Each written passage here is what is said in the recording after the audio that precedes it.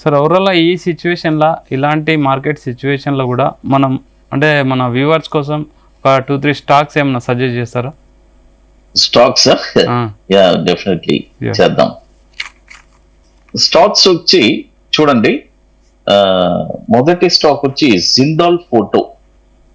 Okay hello sir, చెప్పండి sir. Jindal photo అది వచ్చి 1000 రూపీస్ అబోవ్ బై చేసుకోమని చెప్పండి. Okay, by above 1000 rupees. ఇది వచ్చి ఒక షార్ట్ టర్మ్, ఒక 40 to 60 days కి. టార్గెట్స్ వచ్చి 1127, 1268, 1493. ఓకే, స్టాప్ లాస్ వచ్చి 855 స్టాప్ లాస్ పెట్టుకోమని చెప్పండి. ఓకే, ఇది వచ్చి జిందాల్ ఫోటో.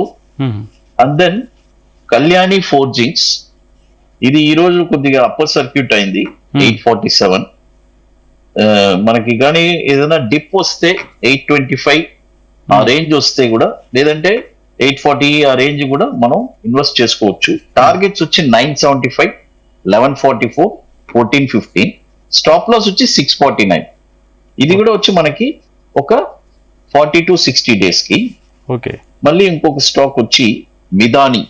ఓకే, మిదాని ఈ స్టాక్ వచ్చి ఇప్పుడు కొనకూడదు. ఈ స్టాక్ వచ్చి ఓన్లీ బై అబోవ్ చేయాలి. 425 రూపాయల పైనే ఈ స్టాక్ కొనాలి. మిదాని. ఓకే, దీని యొక్క టార్గెట్ వచ్చి 569 రూపాయలు మొదటి టార్గెట్, 721 రూపాయలు, 962. స్టాప్ లాస్ వచ్చి 278 రూపాయలు. అయితే ఇవన్నీ వచ్చి ఒక 40 to 60 days. బట్ నేనేం సజెస్ట్ చేస్తానంటే, first target is the best target.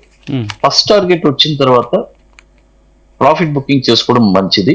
లేదు నాకు కొద్దిగా ఎక్స్పీరియన్స్ ఉంది సార్ ట్రేడింగ్ లో అని అనుకుంటే, ట్రయలింగ్ చేసుకొని స్టాప్ లాస్ ని కాస్ట్ టు కాస్ట్ గా కూడా మనం మార్చుకోవచ్చు.